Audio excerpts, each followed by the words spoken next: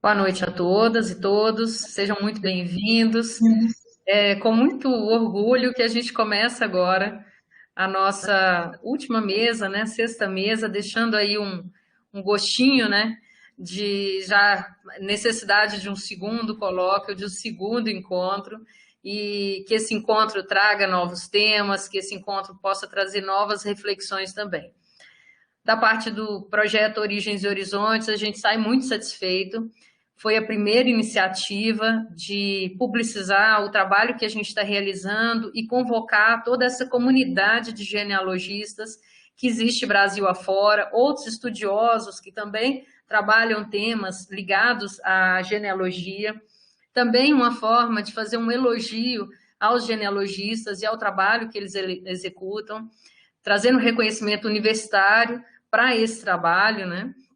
Nós vimos aqui pessoas que expuseram, né, um conhecimento enciclopédico sobre o tema, e o fato da gente estar gravando essas apresentações também traz um caráter de institucionalização desses trabalhos. Então, nós temos um registro de memória da fala desses convidados, que no ano que vem nós pretendemos, né, que a gente tenha, por essa comunidade aqui instituída, né, novos nomes, novos temas, que também fiquem registrados na memória da produção genealógica e também do diálogo com a universidade.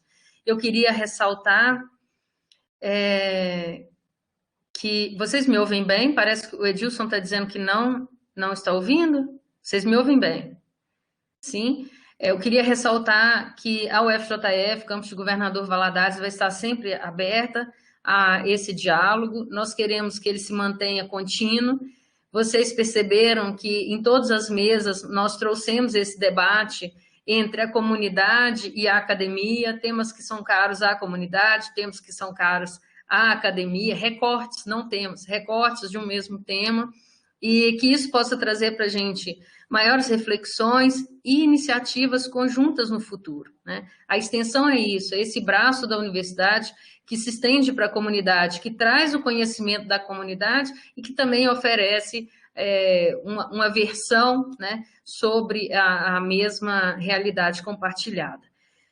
Eu queria destacar aqui também que foi muito importante para a gente a participação de todos vocês. Então, os números que eu vou citar são números relativos à participação durante as mesas. Pode ser que algumas pessoas tenham participado de todas as mesas, isso nós só vamos saber depois, mas nós tivemos 359 presenças até a mesa 5, o que foi um número assim, bastante considerado para a gente. Essa sala só comporta 100 participantes, nós estávamos inclusive preocupados porque era quase o dobro de inscritos para o número que a sala comportava, mas os vídeos já foram postados também, foram postados ontem, cada um, né, ao término, precisa de um tempo para baixar no sistema de conferências RPN, que é o sistema da rede confederada, e o blog já teve 92 acessos a esses vídeos, então significa que a gente está conseguindo alcançar um público que não esteve presente também, né, que não acompanhou as mesas em tempo real, e que a possibilidade de acesso remoto a esses vídeos provavelmente vai trazer para eles não só a curiosidade, a tentativa de entender um determinado tema, mas também a cooperação para futuras possibilidades. Queria ressaltar também que essa mesa contaria com a participação do professor Carlos Eduardo Rovaron, da PUC de Poços de Caldas, mas ele, por motivos pessoais, não pôde comparecer. O trabalho dele é sobre a imigração italiana, né? E ele tem um livro publicado, depois eu posso até mostrar o livro, sobre o tema, de Caracol, né? Caracol, a localidade onde ele estudou a imigração italiana. E nós temos como convidados também 2 professores que agora vão se apresentar e vão falar sobre as pesquisas que empreenderam ou estão empreendendo, porque nós também estamos falando sobre pesquisas que estão em processo, né, que já aconteceram em determinado momento, ou que foram paralisadas e que serão retomadas no momento oportuno. Temos também a questão da pandemia nos atravessando nesse momento. E eu passo agora, então, a palavra a eles para que eles se apresentem. Quando, por favor, os representantes do Instituto Histórico Geográfico de Minas Gerais e da ASBRAP chegarem, se eles se sentirem à vontade para ocupar com a gente agora essa mesa inicial, por favor, né, podem ligar as suas câmeras e terão a possibilidade de fazer essa apresentação também, ou ao final, como foi combinado, né, que eles participassem com uma fala breve. Nós agradecemos os dois institutos, né, pela parceria, estamos abertos a novas parcerias, a todas as instituições, o Colégio Brasileiro de Genealogia, a UFV, várias outras instituições que estiveram presentes aqui, com representantes ou com participantes vinculados a elas. Basta que entrem em contato com a gente, o nosso e-mail está aí no chat, exatamente para isso. Sugestões de temas também nós estamos recebendo para o segundo evento e de nomes de expositores. José, vamos começar com você, com a sua apresentação, já que você será o primeiro a expor? Sim. Boa noite a todos. É uma satisfação participar aqui com vocês. Já agradeço o convite que a professora Fernanda me fez. Eu sou José Aristides, eu moro na cidade de Conceição de Ipanema, Minas Gerais. A minha formação é filosofia e ciências da religião. Eu pesquiso sobre cristianismo primitivo, bem distante do que nós estamos propondo aqui, mas desde 2006 eu trabalho pesquisando sobre a história de Vermelho Velho, a minha terra natal, e também de 2010 para cá sobre a história de Conceição de Ipanema, a cidade onde resido atualmente. Ok, muito obrigada. Edinanda, por favor, se apresente. Olá a todos e todas. Em especial a professora Fernanda pelo convite, agradeço muito, me sinto muito honrada, professora, e assim, admiro demais a sua iniciativa, né, de estar realizando esse colóquio com esse tema que é muito caro, a historiografia, a sociedade como um todo, né? Quisera eu que aqui no Ceará nós tivéssemos na academia pessoas com esse interesse, né? Essa temática que é absolutamente rica e necessária, né? Ser debatida, comentada, refletida, analisada. Bem, eu sou professora do ensino médio, né, na rede de ensino médio do estado do Ceará. Atualmente eu estou afastada para estudo, né? Venho realizando, estou com um mestrado em andamento, né? Ou seja, vou apresentar aos senhores uma pesquisa que está em andamento sobre a ancestralidade judaica de famílias da região metropolitana de Sobral, no Ceará. Não sei se os senhores conhecem Sobral, no Ceará, mas eu venho me debruçando já desde 2006, já na graduação eu iniciei com essa temática, tive inúmeras dificuldades e ainda tenho, porque praticamente não existe pesquisas, né, nesse tocante com essa temática aqui no estado do Ceará. Né? Eu sinto muita falta de mais parceiros, né, fazendo trabalho de formiguinha nesse resgate. E por hora é isso. Obrigada, Edinanda. Nós tivemos uma mesa anterior, né, em que a gente teve a presença do Tadoni, da Renise, falando, que são pesquisadores que trabalham com a cidadania de ancestralidade sefardita, e assim, não sei se você pôde acompanhar, foram bastante, com contribuições bastante enriquecedoras, né? Agora é interessante que a gente tenha essa visão sobre como a academia também precisa desse acervo. Me parece que foi Carlos Isolde ou Iacones que citou a necessidade da gente transformar esses acervos, né, de publicações feitas por leigos, por genealogistas, trazê-los, legitimá-los, né, dentro do acervo da academia, porque eles estão fartos, né, em registros e informações interessantes que nós podemos utilizar para as nossas pesquisas. Então, quando você cita, por exemplo, a situação do Ceará, talvez você ainda não tenha acesso a pesquisadores de lá, que eu desconheço também, e aqui pode ser que apareça alguma referência interessante, né, sobre esses dados, já que a sua abordagem é sociológica, né? e aqui a gente tem um público de diversas origens aí de formação. Com base nisso, a apresentação do Zé já está disponível, e aí eu queria ressaltar que o meu contato com o Zé Aristides foi exatamente por conta da pesquisa dele, encontrando ele na internet, sobre a pesquisa dele sobre vermelho velho. Nós dois descendemos de famílias, né, de vermelho novo, no meu caso, vermelho novo, vermelho velho, e tinha muito interesse nesse registro, já que os registros paroquiais de vermelho velho não foram preservados, né? Foram parcialmente, né, precariamente preservados. Edinanda, eu te convido a desligar a câmera agora, né, e aos demais desligarem os áudios também, para que a gente possa assistir a apresentação. Zé Aristides, você terá 15 a 20 minutos de apresentação, depois passaremos para a Edinanda e depois para o debate. Fique à vontade, por favor, seja muito bem-vindo. Obrigado.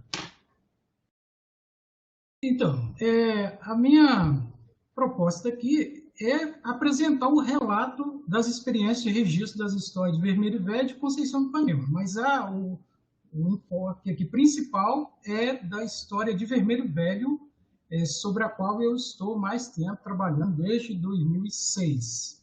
Núbia, por favor, pode passar o slide. Eu quero começar só rapidamente, nós não temos aqui tempo para aprofundar a respeito de teoria.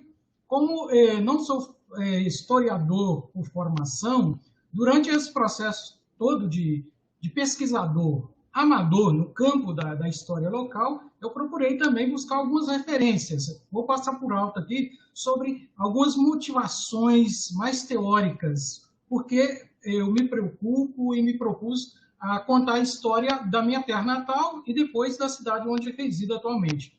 Primeiro, para superar aquela visão corriqueira de que a história sempre é aquela história das grandes sínteses das nações, a história dos heróis, né? Mesmo a história local, há essa tendência de priorizar só a história dos fazendeiros, dos desbravadores, prefeitos, etc. Então, eu me preocupo muito com essa história local, a história da pequena área geográfica, essa história voltada para essas classes baixas, para esse pequeno espaço urbano e, claro, rural, o entorno também. Núbia, por favor. Slide à frente. E tudo isso eu tento conectar três, que são teorias, né, do campo da história, mas três conceitos. A memória, a preservação da memória, como formação da identidade social, e a questão do território, porque memória, identidade e território, tudo está interligado, e nenhum povo vive sem essa conexão. Um passo à frente aí, por favor. Então, essa parte mais teórica que eu queria ressaltar, só para situar vocês, como eu não sou historiador de formação, eu sou formado em filosofia e ciências da religião, eu estudo, claro, também sobre história, sobre memória e identidade social, mas no campo do cristianismo primitivo, que é o cristianismo dos primeiros 100 anos. Aqui eu aproveitei ao longo desse período que eu estou pesquisando sobre história local e, ao mesmo tempo, estou no meu campo de estudos da religião, eu procurei aproveitar um pouco disso para me orientar sobre memória coletiva, a seletividade das memórias, esse esquecimento que acontece, esse apagamento, né, das identidades, das memórias na história, que não é algo distante de nós, isso acontece dentro da nossa cidade, do nosso município. Se a gente perguntar às pessoas sobre os escravizados, sobre indígenas que fizeram parte daquele território, daquela história, pouco se sabe. Muito será falado sobre os padres, os fazendeiros, sobre pessoas proprietárias de terra. Então, a minha preocupação é bastante isso, esse fortalecimento do pertencimento, da continuidade da história, voltado para o território, onde as pessoas têm conexão, essa conexão emotiva, afetiva, a questão dos lugares de memória, a aprovação simbólica daquele espaço. Então, brevemente, é só para situar que, mesmo trabalhando de forma amadora, eu procuro conectar e me orientar, principalmente dentro desse conceito da história local. Um passo à frente, por favor. Diretamente, metodologia. Aqui tem um desafio.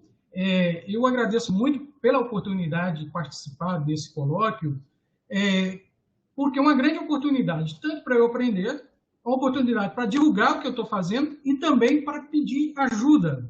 Por quê?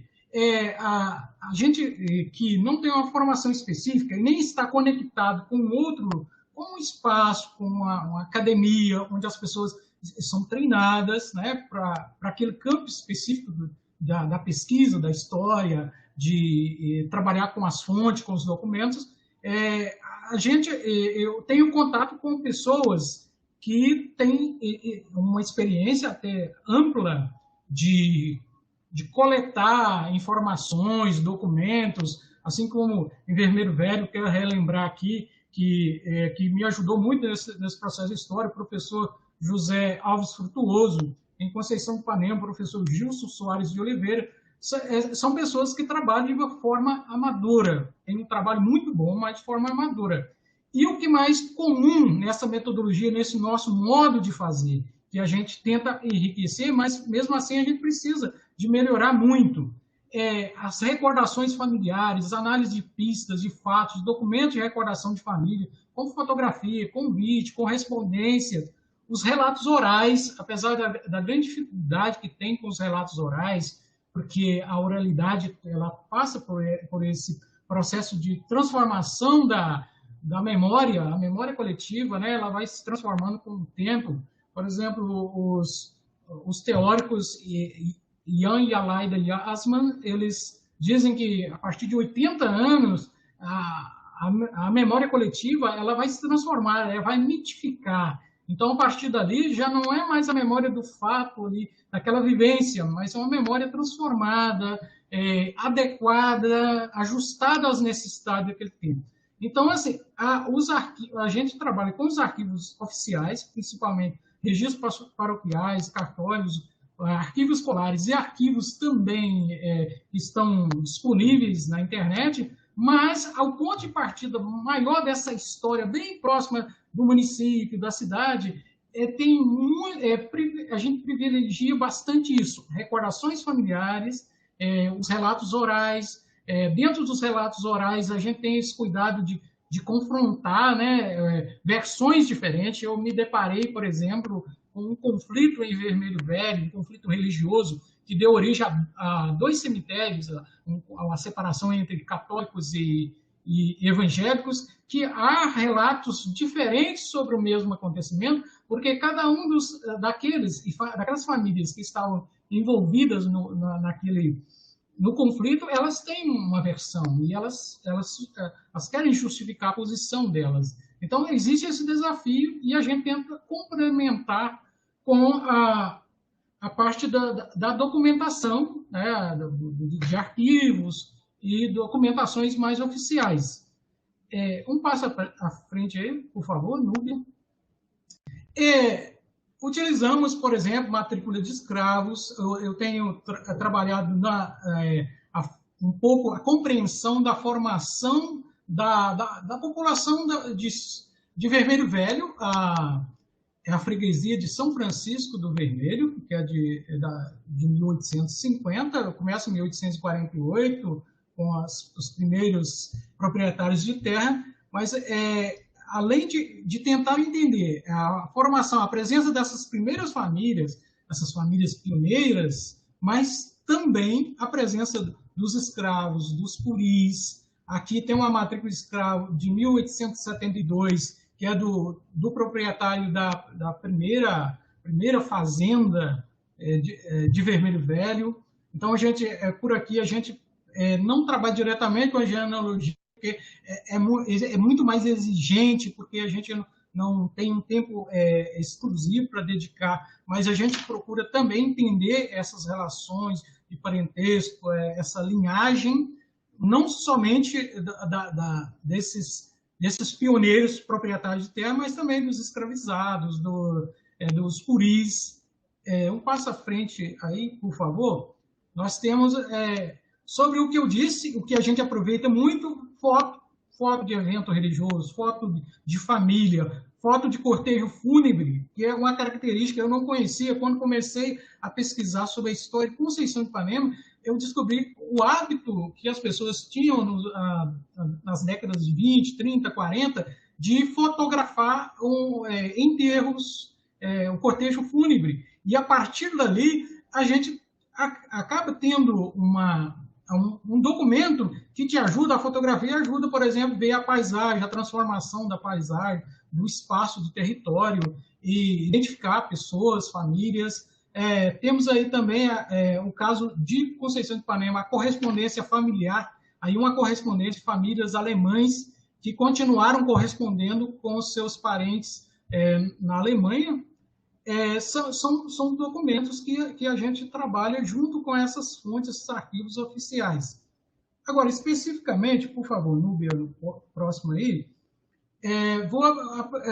esses desafios são muitos, né? Falta de apoio financeiro, cooperação em espaço público, o profissional treinado. Por exemplo, nesse semestre, para a História de Conceição de Ipanema, nós estávamos procurando uma pessoa para ficar disponível para digitalização, para poder trabalhar com a organização de fontes e ir atrás de alguns documentos para a gente. É uma dificuldade muito grande de conseguir. Então, eu aproveito esse espaço também para poder pedir essa parceria, que ajuda muito.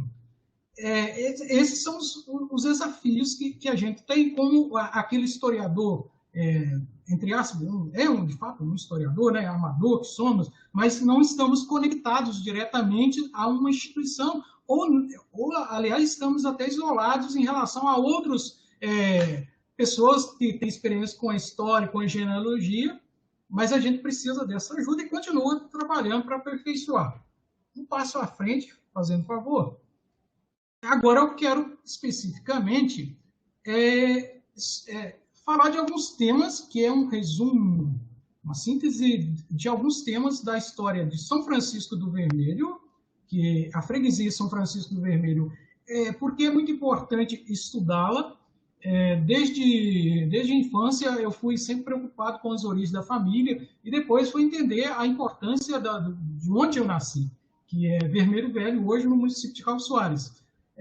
As origens de Vermelho Velho, elas estão no todo aquele processo do século XIX, quando houve aquele movimento com o fim do ciclo do ouro, aquela expansão para ocupar a zona da mata, toda aquela... há também essa conexão com a pacificação dos indígenas para poder ocupar, tomar essas terras. E, a partir daí, nesse processo de formação da freguesia de São Francisco do Vermelho, é importante que a freguesia ficava num ponto de passagem de quem ia de Ponte Nova para Caratinga. Então, é um caminho que facilitava esse movimento e, a partir daí, esses poceiros de terra, pessoas que estavam procurando lugares para poder plantar, para diversificar a atividade, alguns ficavam naquela região, outros iam adiante. Então, é um ponto muito importante, porque quando o primeiro que se tem notícia, dono de terra, José Alves do Vale, chega em 1848, na década de 50, na região já tem praticamente 2.000 e poucos habitantes, casas naquela região, porque esse processo de expansão de ocupação ali foi rápido por causa dessa movimentação, passagem para outras regiões, principalmente Santa Helena da Cabeluda, que hoje é Caputira.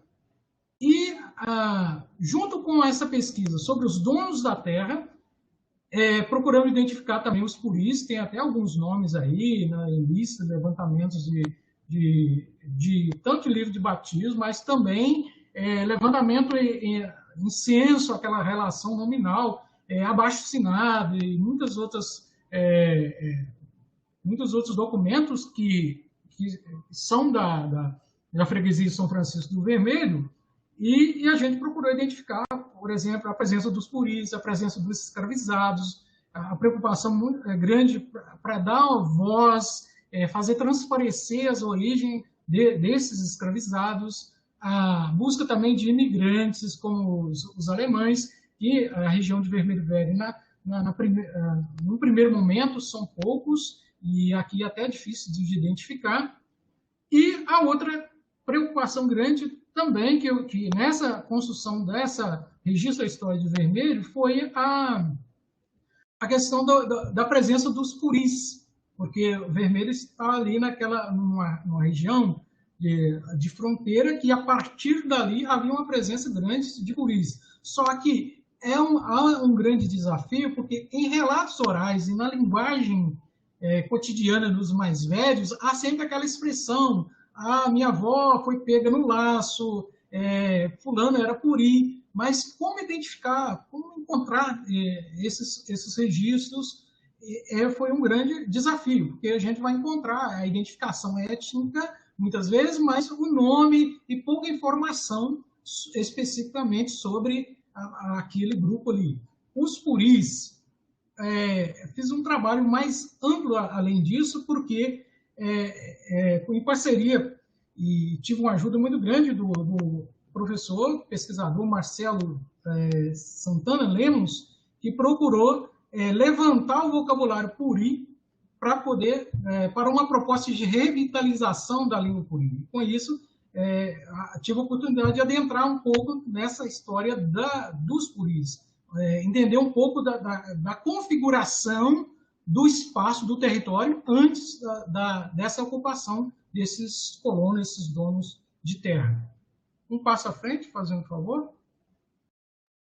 Conflitos políticos, religiosos também, principalmente esse conflito religioso, que tem um fato muito curioso e estranho em Vermelho Velho, a existência, desde a década de 40, de 2 cemitérios, com uma rivalidade muito grande. Cada um cada fiel era sepultado no cemitério da sua confissão. Isso tudo começou com um conflito entre o padre Antônio Braga, e os membros da Igreja Presbiteriana. Então, um episódio que marca muito a história. Tanto havia muitos conflitos, como em qualquer localidade da Zona da Mata, qualquer parte do Brasil, conflitos políticos, algum partidarismo, conflitos com coronéis.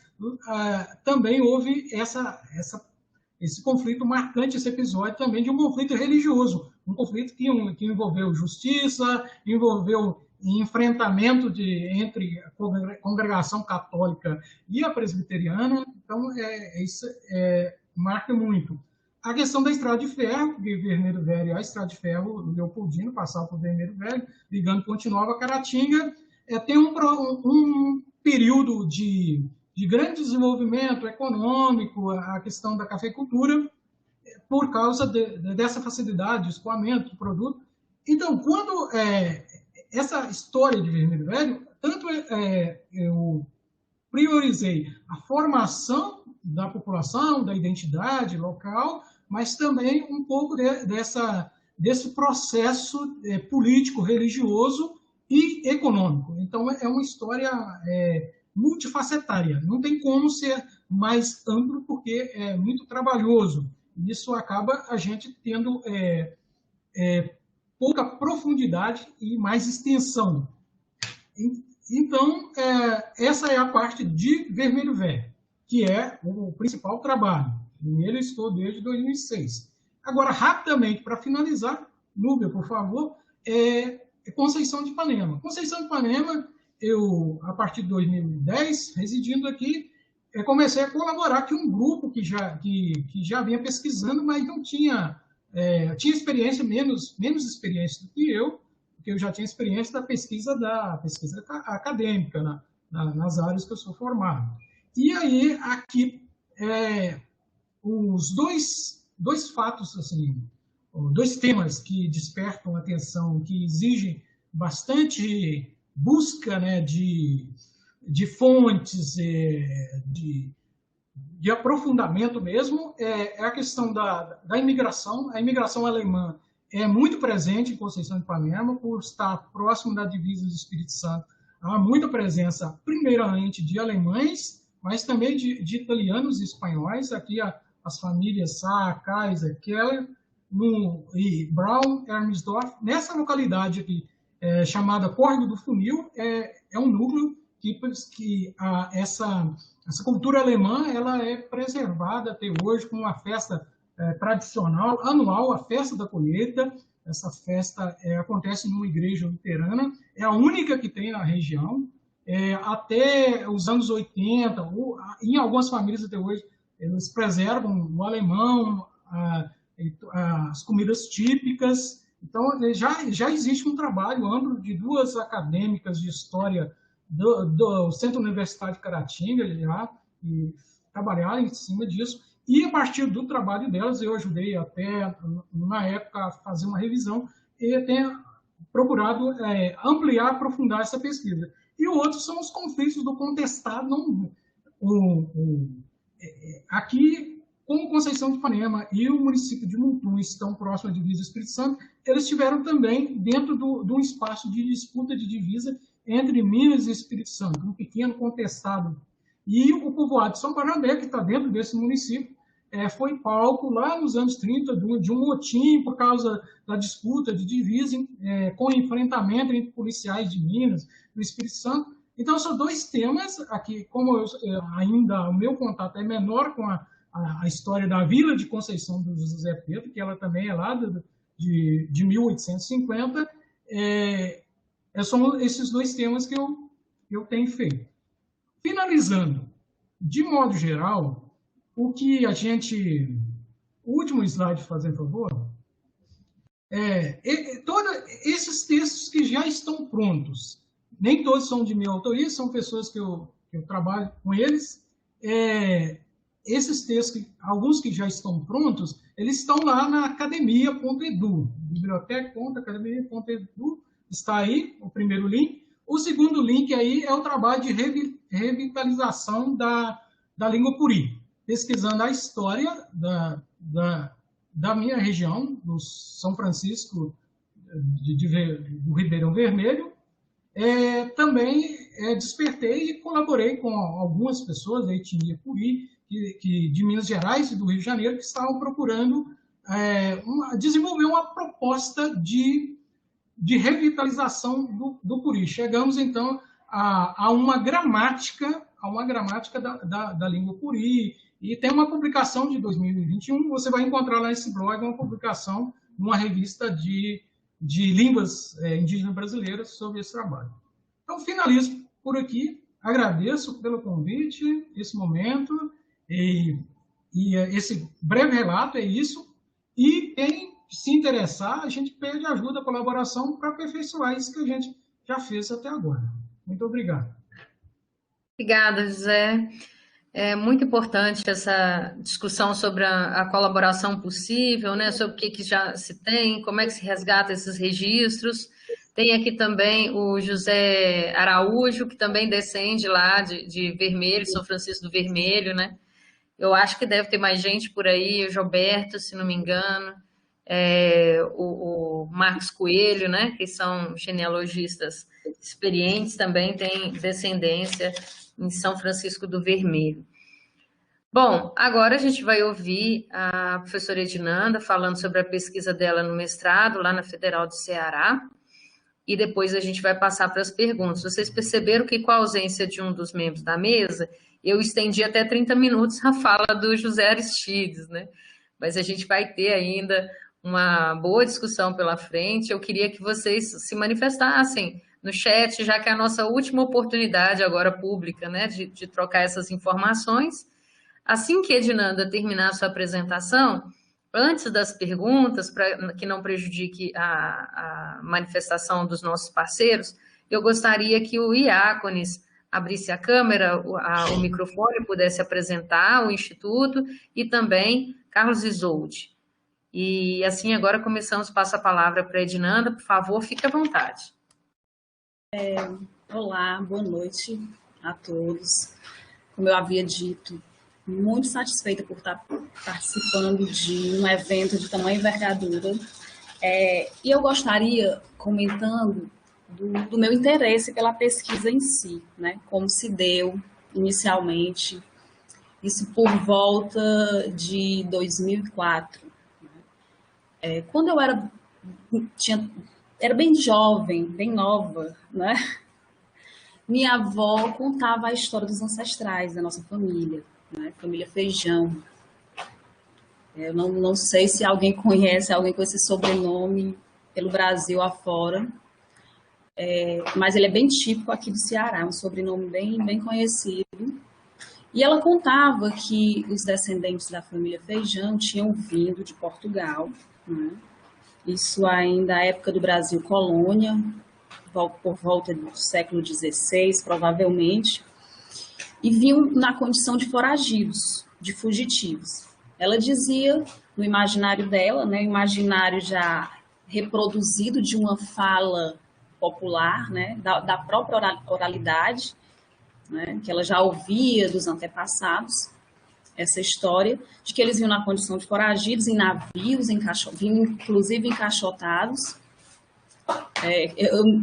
Quando eu ouvia isso, eu era muito nova, eu achava muito fantasioso e na verdade, para mim era um devaneio, né? Imaginar toda aquela história. Ela era uma ótima contadora de história. E isso ficou no meu imaginário, né? No meu imaginário de criança, perpassou pela minha adolescência. E quando eu chego na universidade, na graduação, né? Que eu sou graduada em Ciências Sociais pela Universidade Estadual do Ceará, eu encontro um professor de História, né? Não necessariamente da minha área, Ciências Sociais, professor Raimundo Nonato. E ele me apresenta um livro de Padre João Mendes Lira, né? Em memória. Inclusive, Padre João Mendes Lira, ele é o meu maior interlocutor, o meu maior mediador sempre na minha pesquisa, né? Haja vista que ele fez uma pesquisa exploratória sobre a ancestralidade judaica em Sobral, isso ainda na década de 80, né? Num momento que ninguém falava sobre isso, especialmente no Ceará, né? Imaginem, Padre João Mendes Lira, né? Sacerdote em exercício à época, foi muito rechaçado, né? Inclusive o bispo da cidade, da diocese, fiquei sabendo que não era muito satisfeito, né, com a escrita de Lira, com a pesquisa de Lira sobre os ancestrais judaicos de Sobral e região metropolitana, né? Mas ele publicou um livro, publicou alguns artigos, né, no jornal local, Correio da Semana. Inclusive, mais à frente eu vou mostrá-los o link. Eu coloquei link onde pode encontrá-los, porque eu pensei essa apresentação para um público que queira se debruçar nessa pesquisa, né? Que tenha interesse, certo? Eu já coloquei os caminhos que eu percorri, né? Na verdade, eu levei muito tempo para conseguir o pouco que eu tenho hoje. Logo, eu trabalho de forma solitária, né? É um trabalho realmente formiguinha. Não posso ser leviana de dizer que no Ceará não existem pesquisadores, né? De forma nenhuma não existe pesquisador sobre esse tema. Existe, são poucos, realmente são, né? O que a gente tem muito são livros já publicados, de pessoas que já não estão entre nós, né? Mas que fizeram um trabalho magnífico e que hoje é crucial, magnífico, é perfeito para quem trabalha com isso, né? É indispensável. E atualmente também tem pesquisador de grande envergadura, né? Como, por exemplo, eu cito o Nilton Almeida. Nilton Almeida, ele teve a Anita Novinsky como orientadora, né? Ele já tem 2 livros publicados e é excelente, trabalho de uma qualidade magnífica, perfeita. E eu começo, então, a estudar, né, de posse da pesquisa exploratória do Lira. A princípio, eu tento seguir os caminhos do Lira, né? Ele vai deixando pistas, né, indícios da presença judaica em Sobral, mas ele vai falar de um passado. Ele não trata especificamente dos descendentes em si, ele não vai mexer nesse vespeiro, ele não vai tratar especificamente de como os descendentes estão se percebendo, né? Ele não vai tratar da percepção de nenhum na contemporaneidade. Ele vai tratar especificamente do que foi deixado, né? Pelos ancestrais, pelos antepassados que vieram de Portugal.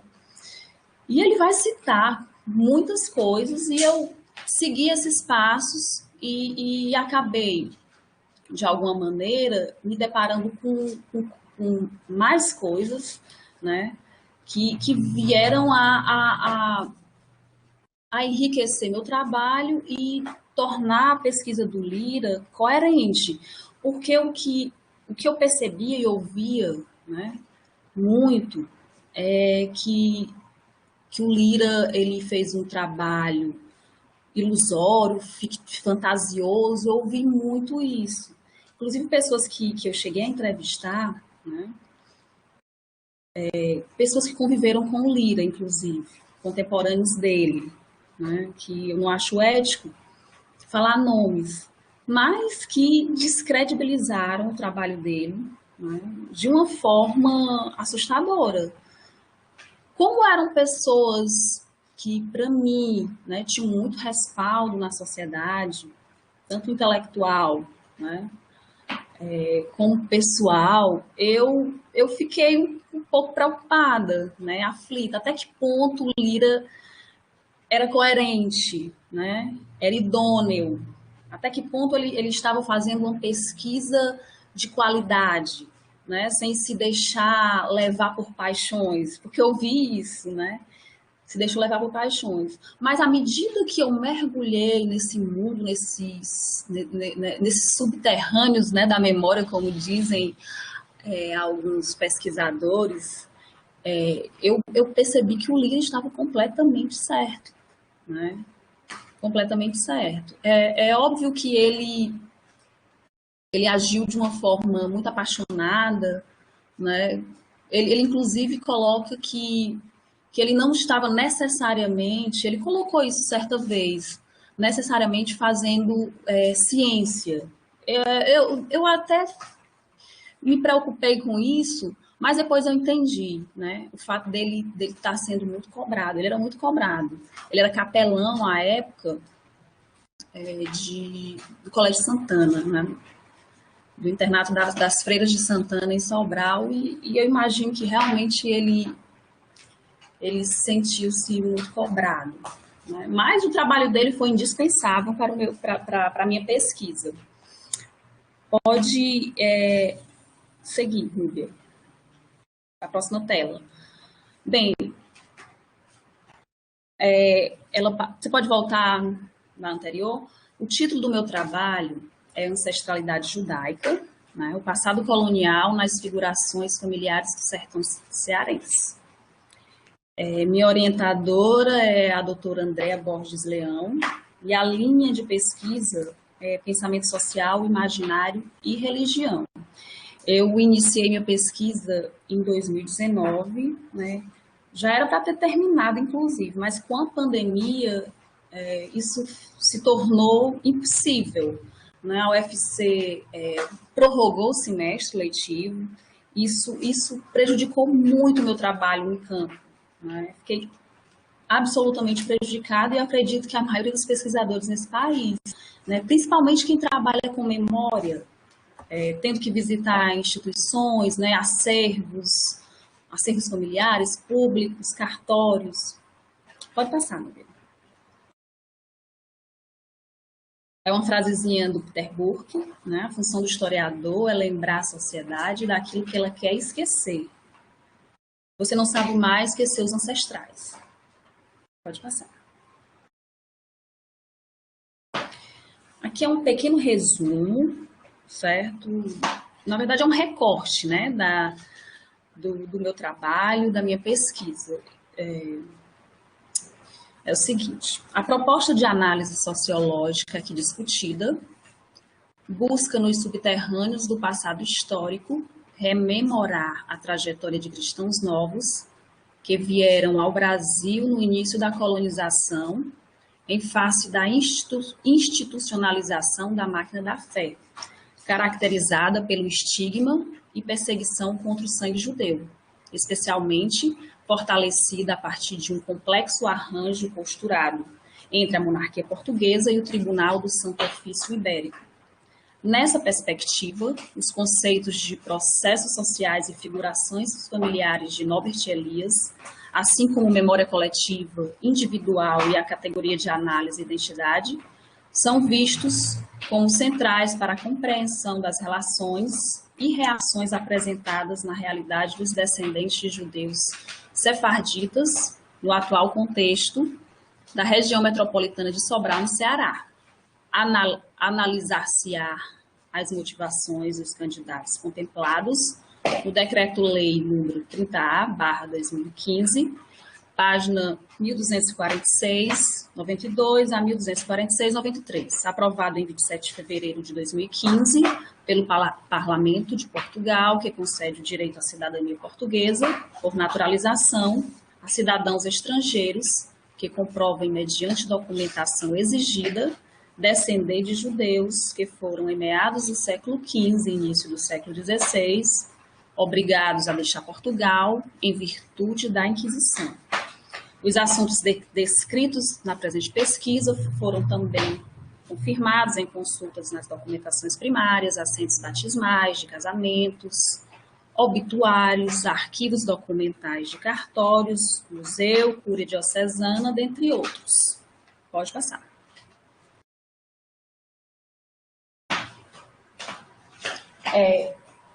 Gente, eu coloquei algumas fontes, né, da coluna de Padre Lira.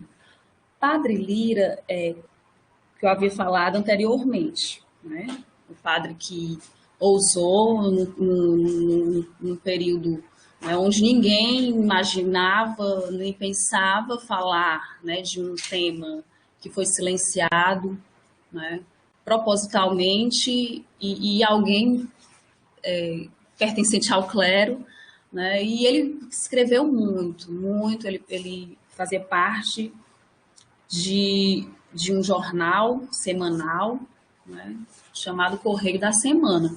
Isso, caso alguns de vocês tenham interesse, eu coloquei aqui um capítulo, né, o nome do artigo, certo?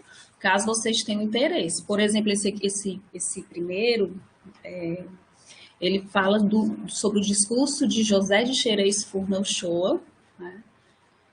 Ele é de 23 de 2 de 1974, certo? Hoje em dia ele está na Cúria Diocesana de Sobral, o livro é o 1973. E assim segue, né? Vários arquivos publicados pelo padre João Mendes Lira. Eu coloquei, ele falava de vários temas, na verdade, e eu selecionei os que ele falou especificamente da questão judaica, da ancestralidade judaica das famílias de Sobral e região metropolitana, né? Pode passar.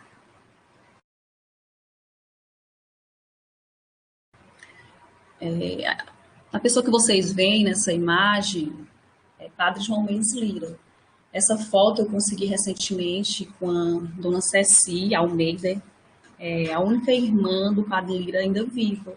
Uma pessoa magnífica, maravilhosa. Foi muito solícita. Quisera eu encontrar mais interlocutores, mais pessoas tão boas, tão humanas quanto ela, né? Essa imagem, ela foi tirada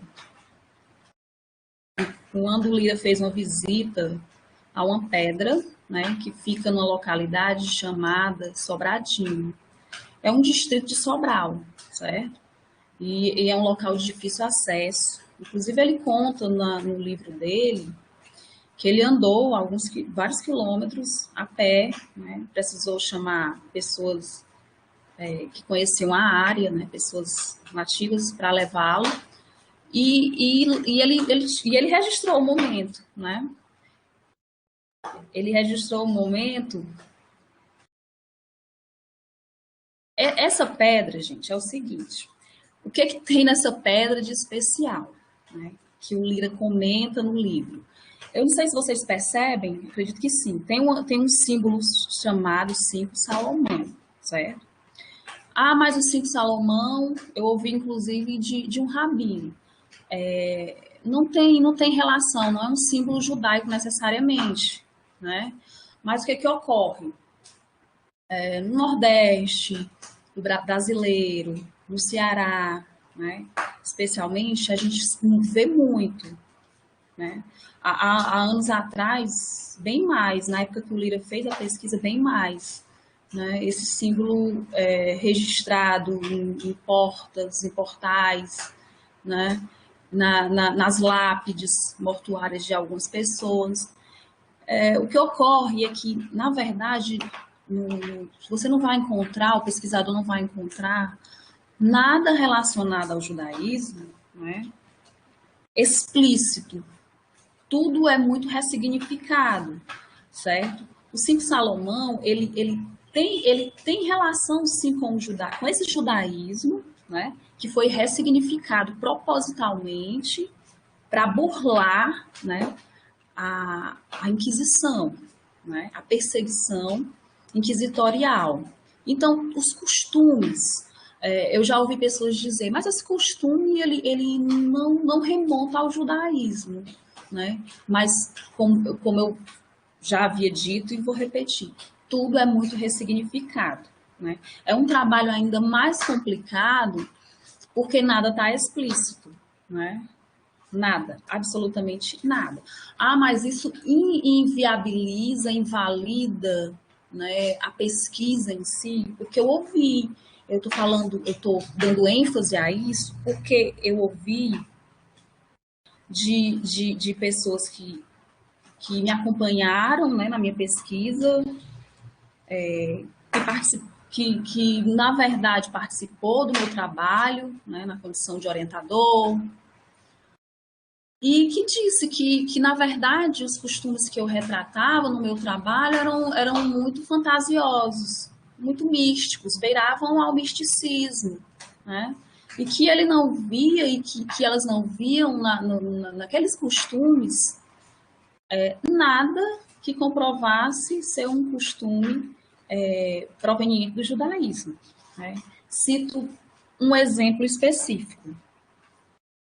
Um dos costumes que eu trato, né, no meu trabalho, que eu trago, que eu retrato, e que não é um costume especificamente da cidade que eu moro, né, do Ceará apenas, no Nordeste brasileiro.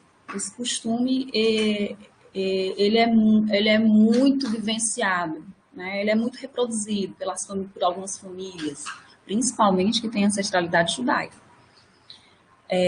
O costume era o seguinte, né? Como eles não podiam colocar a mezuzá, né, no umbral da porta, que é um costume judaico, colocar a mezuzá no umbral da porta, né, com a passagem do Deuteronômio, né? E o que se fazia, já que não era possível colocar, porque você poderia ser delatado a qualquer momento, né, ser surpreendido com uma visitação, ou um próprio familiar do Santo Ofício, né, poderia, de certa forma, te surpreender, né, ou um amigo, ou alguém da família. Então, eles estavam à espreita o tempo todo, achando que seriam delatados. Então, eles na verdade, o que eles diziam? Era tudo feito de forma muito escondida. Eles diziam o seguinte: não pode varrer a casa, né, de dentro para fora. Os mais velhos diziam muito isso, né? Não pode. Ah, mas por que a gente não pode? Porque senão você vai espantar a fortuna. A fortuna vai embora com a sua varreção. Então você tinha que varrer sempre a casa de fora para dentro. jamais passar com o lixo pela porta. Por quê? Por que isso? Porque era um sacrilégio, né, você passar com o lixo pela mesa usar, né? E eu achei interessante que eu conversando com um rapaz de Sobral, uma figura, né, incrível, que inclusive conseguiu o certificado de cidadania portuguesa, né? Conseguiu provar que ele tinha ancestralidade judeu sefardita. Ele me mostrou na casa dele a mezuzá, no umbral da porta dele, né? Ele, na verdade, fez um trabalho, né, de resgate da ancestralidade dele, que ele disse que, a princípio, o interesse era meramente prático, era status, né? Conseguir o certificado, o passaporte com a cidadania portuguesa para viajar livremente pela Europa, estudar. Mas ele disse que com o estudo que ele fez, né, para fazer o resgate dessa ancestralidade, porque ele fez um trabalho solitário, né? Ele disse que pediu a ajuda de algumas pessoas, mas foi um trabalho muito solitário, levou anos fazendo levantamento, procurando documentação na Igreja da Sé, que inclusive ele me disse que até 1900, né, a partir de 1900 ele consegue tudo lá na Sé, ainda está muito preservado. Antes disso, documentos, antes de 1900, ele disse que a gente consegue na Cúria Diocesana de Sobral, né? E tem muita coisa. Ele teve sorte que ele disse que foi fácil, né? Ele voltou 12 gerações e ele fez pelos Arruda, né? Arruda de Sobral. Os Arrudas que tem o judeu dos Arrudas, né? De Sobral, o Manuel Colasso, né? Foi um judeu, inclusive, que foi perseguido por volta do século XVI. Pois bem, voltando para a Lira, né? Eu fiquei encantada quando eu vi a foto, porque eu vi o registro no livro dele, né? E Edinanda, sem querer te atrapalhar, mas a gente fez 33 minutos, aí mais um minuto você consegue concluir para a gente abrir para os debates? Eu não imaginava que eu tinha falado tanto, desculpa. Pronto, eu vou tentar, pode passar adiante. Eu vou direto para as fontes, então. Pronto, aqui é o Lira numa lápide, né, de um judeu que foi enterrado numa igreja. Pode passar. Nossa história. Eu falei 33, mas 23, Edinanda. Pode ficar mais uns 5 minutos, me desculpa. Ah, sim. Mas, de qualquer maneira, eu tenho que apressar. É uma das colunas do Lira, certo? E ele fala de José de Xerez Curnuchoa. José de Xerez Curnuchoa, ele foi um dos primeiros povoadores de Sobral e ele tinha ancestralidade judaica. Ele chegou a ser degradado, né, para a África, por conta do sangue infecto, né, que ter sangue judeu era ser considerado ter um sangue infecto, apesar dele ser uma pessoa, né, de Poços, de Sobral, né, ele fez parte da Câmara Municipal de Sobral, ele teve alguns cargos públicos, mas, segundo alguns pesquisadores, poucos, né? Eles têm uma versão, que é uma versão que eu soube recentemente, que na verdade, a causa do degredo do Xerez não foi por um descumprimento, porque na história oficial diz que foi um descumprimento, né, da coroa portuguesa.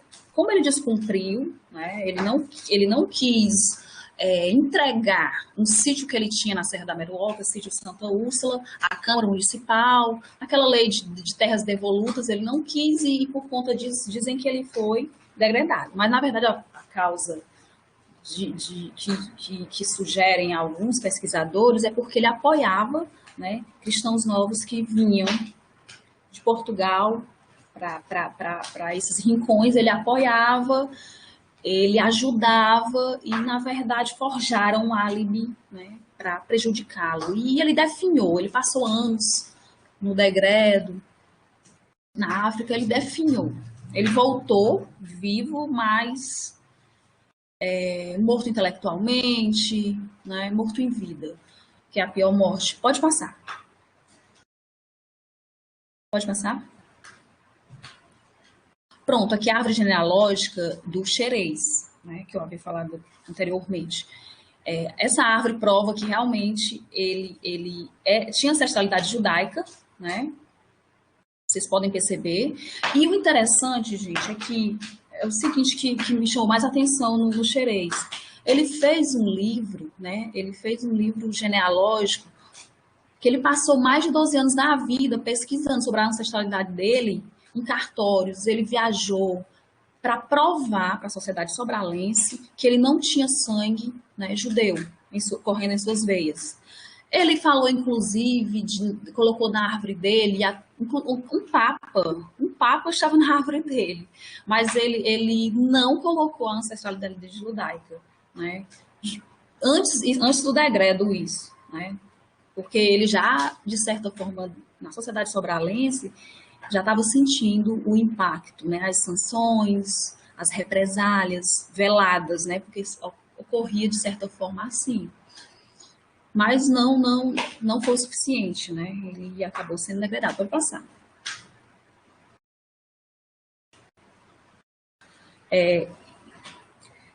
Formação de famílias descendentes de cristãos novos de Groaíras. Aqui é outra figura muito emblemática, Manuel Madeira de Matos, né? Que foi um dos primeiros povoadores de Groaíras, que fica a 24 quilômetros de Sobral, certo? É uma cidadezinha de pouco mais de 11 mil habitantes, que é a cidade que eu resido, que é que eu nasci e me criei. E a história conta que, na verdade, o nome do Manuel Madeira de Matos era José Policarpo de Azevedo Távora. Ele veio na condição de foragido, né? Dizem que ele queimou o rosto com pólvora quando chegou em Pernambuco. É uma história bem fantasiosa, mas que precisa de um trabalho, né, mais detalhado, porque pode, de certa forma, ter muita verdade, né? Dizem que ele fez parte do atentado contra o rei Dom José, em Portugal, e por isso ele fugiu, além da ancestralidade dele também, né? Ele teve que mudar o nome porque estava envolvido nesse crime, que foi um crime político, na verdade, né? Pode passar. Se alguém se interessar na história do Manuel Madeira de Matos e tentar, né, ver se realmente o Manuel Madeira de Matos era o José Policarpo de Azevedo Távora envolvido, né, nesse atentado contra o rei Dom José em Portugal, eu coloquei o link, aí o suplício dos Távora, tem o número do processo, né? Isso é um trabalho que vai demandar muito tempo e com certeza na minha pesquisa eu não vou conseguir muita coisa. Pode passar. Aqui é um título, é um documento de título de terra do Manuel Madeira de Matos, né, de 1884. Ele doou as terras da igreja matriz da cidade, né? Isso prova que, de certa forma, ele queria se camuflar, né? Se colocando como um homem católico, né? Absolutamente católico, e ele passou realmente despercebido, né? O Tribunal Inquisitorial não conseguiu colocar seu braço sobre ele. Pode passar.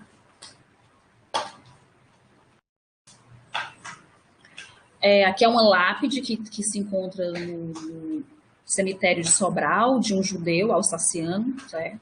Samuel Weil. Inclusive, eu coloquei, a história dele me chamou a atenção porque o cemitério foi interditado, né? Foi interditado por ele ter sido enterrado, passou uns dias interditado, vocês imaginem. Mas a época do enterramento dele, né, houve judeus suficientes para fazer o rito fúnebre, né, a oração fúnebre. Pode passar.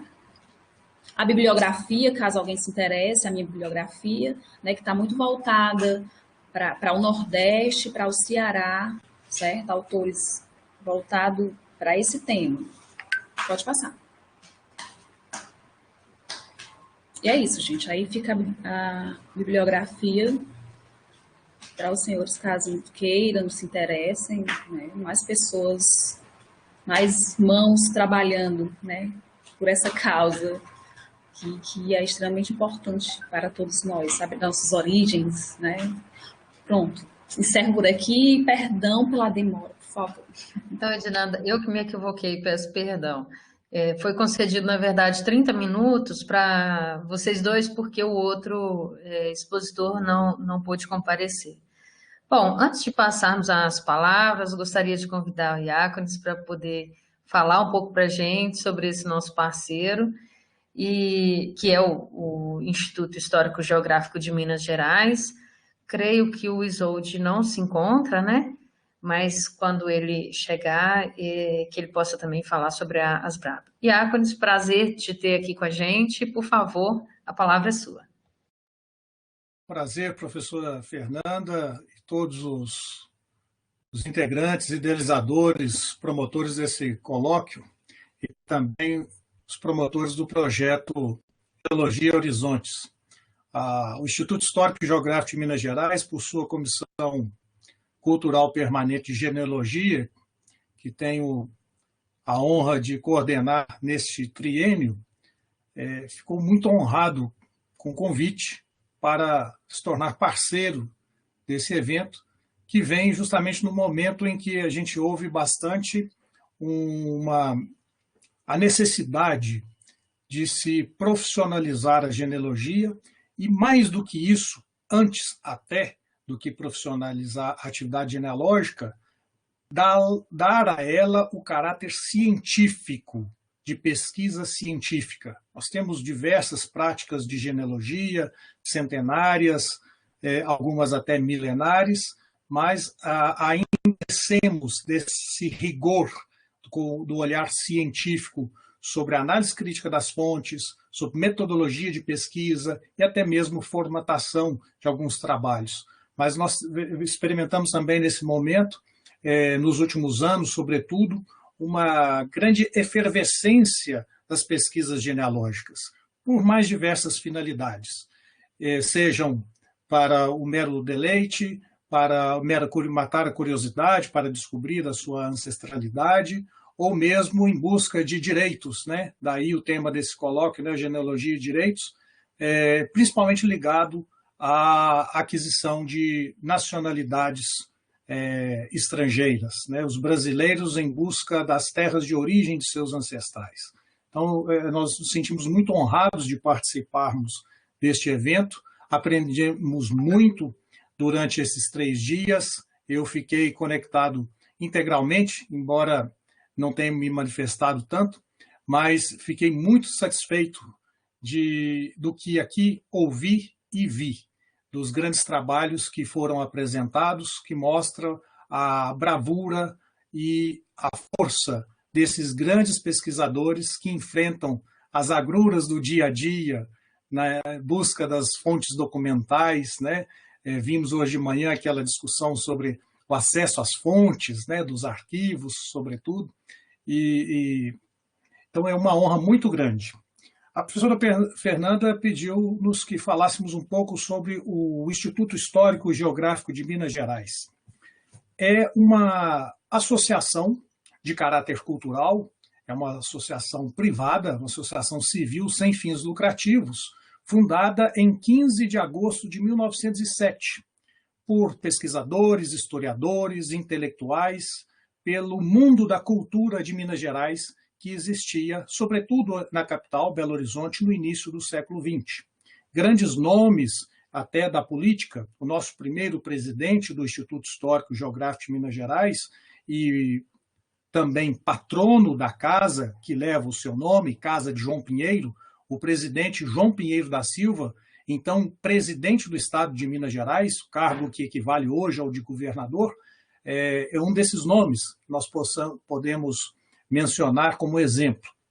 E já completando neste domingo, próximo, dia 15 de agosto, 114 anos de atuação, o Instituto Histórico e Geográfico de Minas Gerais é a instituição cultural privada mais antiga em atividade no estado de Minas Gerais. Por isso, muitos dizem que a vetusta Casa de João Pinheiro é a guardiã da história de Minas. E naquele momento, o Instituto reuniu pessoas, né, que viviam um espírito republicano, defensores da República, e, sobretudo, E alguns perguntam, o arquivo do Instituto Histórico, o acervo do Instituto Histórico. O Instituto Histórico é a casa que reúne as pessoas, que promove as ideias. E esses membros do Instituto Histórico Geográfico de Minas Gerais, embora tenhamos uma boa biblioteca, com vários títulos, milhares de títulos sobre história e também genealogia e os temas da geografia e ciências afins de Minas Gerais, mas esses membros do Instituto se valem, sobretudo, das fontes documentais de outro arquivo, que é um grande parceiro nosso, né, mais antigo ainda, já com 125 anos para mais, que é o Arquivo Público Mineiro. Então, muitos dos nossos associados do Instituto Histórico Geográfico de Minas Gerais são pessoas que têm quase cadeira cativa no Arquivo Público Mineiro. Nós temos grandes historiadores que integraram no passado os quadros do Instituto Histórico Geográfico de Minas Gerais, publicaram obras fantásticas, sobretudo com base em pesquisas feitas diretamente nas fontes primárias do nosso grande Arquivo Público Mineiro, que hoje tem uma facilidade muito grande pelo acesso a essa informação que está digitalizada, disponível online. Aqui de casa nós conseguimos pesquisar inúmeros documentos do Arquivo Público Mineiro também, né, e de outros arquivos nós temos essa experiência. E nesse momento nós vemos o papel da internet, né, a internet que universalizou o acesso às fontes já disponíveis de forma online, e nós temos o grande exemplo que foi mencionado aqui na noite de ontem pelo Mário Silva, do Family Search. A internet nos trouxe esse grande benefício, é uma grande aliada da pesquisa genealógica, sob o ponto de vista em que ela democratiza e universaliza o acesso às informações, às fontes documentais primárias. Mas também é preciso tomar muito cuidado com essa mesma internet, sobretudo com as árvores genealógicas compartilhadas online. Eu costumo brincar que alguns aventureiros, né, em vez de preservarem as árvores genealógicas, eles deitam seus impetuosos machados em centenários troncos e devastam florestas genealógicas inteiras. Então é preciso ter muito cuidado com o que a gente vê por aí. Mas é muito bom vermos esse papel da universidade, né, da academia, trazendo a genealogia com esse caráter mais científico. Mostra o cuidado que nós temos que ter, a valorização que nós temos que ter com esse trabalho, os cuidados, as práticas, as cautelas todas na análise das fontes. E eu repito muito isso, é algo que a gente sempre comenta na nossa comissão de genealogia. E, em termos de ações, o Instituto Histórico Geográfico de Minas Gerais sempre teve a sua comissão de genealogia, mas que nos últimos anos, sobretudo na gestão passada, quando esteve sob a coordenação do Dr. Stanley Savoretti de Souza, que foi nosso palestrante na manhã de hoje, ganhou um gás novo, talvez pelos seus membros um pouco mais jovens, né? Nossa média de idade é um pouquinho inferior, né, com relação aos grandes senhores que temos no Instituto Histórico e Geográfico de Minas Gerais. Nós somos lá, talvez, os mascotes, né, os mais jovens ali naquela casa. E nós buscamos otimizar os trabalhos, realizamos parcerias, trouxemos inúmeros palestrantes, né, de renome nacional e internacional até. Houve um palestrante que veio da Itália, Michele Cartuccello, que é do Museu do Cognome, na Itália, o único no mundo até então, veio proferindo a sua palestra no Instituto Histórico e Geográfico de Minas Gerais, né, graças a um convite da Comissão de Genealogia, dos membros que integraram a Comissão de Genealogia na gestão passada. Tivemos a presença do saudoso e querido e sempre muito lembrado Dr. Marcelo Bogaciovas, que nos trouxe aqui esse tema que hoje está em voga, né, os cristãos novos, sob um olhar em Minas Gerais, os cristãos novos em Minas Gerais, e ele tem um trabalho fantástico sobre os cristãos novos de São Paulo, e lamentavelmente nos deixou o ano passado, deixando muita saudade. Está aqui presente conosco, né, Nilza Cantoni, que abriu o primeiro seminário mineiro de genealogia.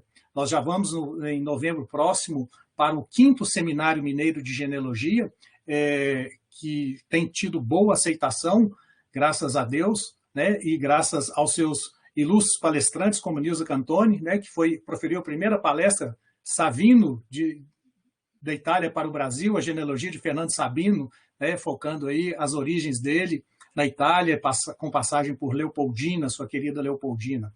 E graças também ao trabalho do Instituto Histórico e Geográfico de Minas Gerais, houve um empenho muito grande perante a Assembleia Legislativa do Estado de Minas Gerais, nós tivemos a aprovação da Lei Estadual número 22.837, de 4 de janeiro de 2018, que instituiu o Dia Estadual do Genealogista, celebrado anualmente em 20 de novembro, que é justamente a data natalícia do cônego Raimundo Otávio da Trindade, autor dos famosos troncos coloniais mineiros, velhos troncos mineiros, melhor dizendo, velhos troncos mineiros, Genealogia da Zona do Carmo e tantas outras obras de genealogia.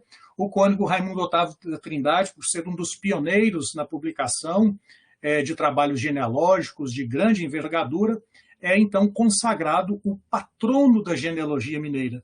E todos os anos, no dia 20 de novembro, no aniversário do cônego Raimundo Trindade, nós celebramos o Dia Estadual do Genealogista. E o Instituto Histórico e Geográfico de Minas Gerais, aguardando essa lei ainda em 2017, mas não foi possível, em razão dos acordos que haviam na Assembleia Legislativa, a pauta estava trancada, só se destrancou a pauta no finalzinho de dezembro para início de janeiro, e nós não tivemos a sanção, a aprovação desse projeto de lei a tempo. Mas o Instituto Histórico e Geográfico de Minas Gerais, a sua Comissão de Genealogia, se antecipou e celebrou de forma inédita, antes mesmo da lei, em novembro de 2017, o Dia Estadual do Genealogista, com a instituição e a realização do primeiro Seminário Mineiro de Genealogia. E desde então, nós já vamos aí para a 5ª edição, todos os senhores e senhoras estão convidados, para participar.